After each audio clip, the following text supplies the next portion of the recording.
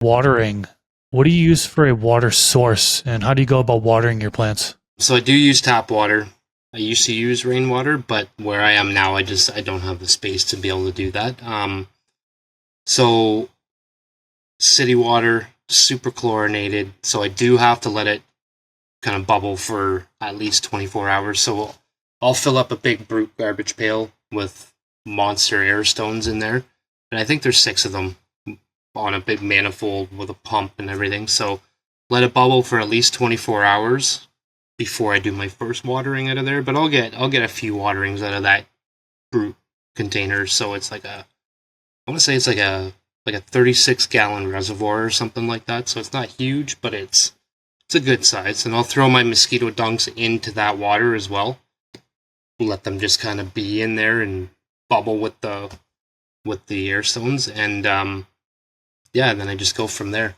And I just started actually bottom feeding. I got the AC Infinity self-watering trays, so I've gone through about half a grow with those, and honestly, the whole bottom feeding method is really starting to surprise me. I do like bottom watering. Had some struggles though with organics in particular, like doing the top dressing and then bottom watering and then not having it really wick all the way up to the top and keep that top layer moist where the amendments were. But having a mulch layer or some sort of cover crop will help with the retention of the water up at the top there. So Exactly. So and every now and then too, like when I would do a top dressing, I would want to do a top watering at least for the first time or two, just to kind of get it in there and help kind of drive it down through the pot and let it start breaking down. So I will add a top watering in the mix here and there, but I haven't actually done them with organic yet. So I'm finishing up. I just finished up with a synthetic run, so I've been bottom feeding with that. So I'm about to get back into an organic run with the bottom feeding. So it'll be a first where I do a full organic run with bottom feeding. So I'm excited for that. little fun challenge ahead of you. Yeah, I think it'll be one more thing to just kind of dial in and kind of figure out as I go, but I think it'll be okay. Right. So before you did the self watering, you were doing hand watering, I assume. Yeah. How were you going about determining whether or not the plant needed water? I would go in and kind of like feel the soil. If the soil was wet, I mean, then I know I don't really need to. But I would also do the lift, pick the pot up, see how heavy it is. If I I go to pick it up and I lift it right up off the ground, then definitely I've let it go too long. But I never with organics, I never really let it try to get dry. I never really go for the dry back when I'm running organics. So I always try to keep them a little bit on the heavy side. So I just try to never really let them dry. Okay.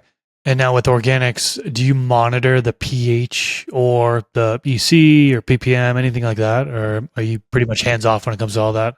I catch a lot of flack for this, but I do pH all my water.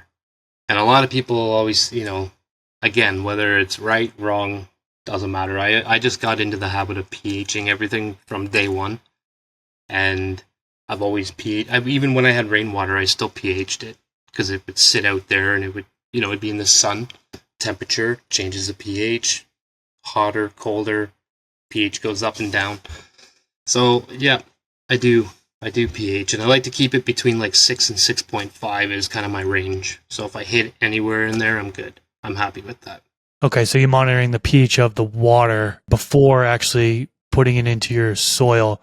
Are you monitoring the pH of the soil at all? Like whether it be a slurry test or a runoff test, anything like that, or no? Not typically.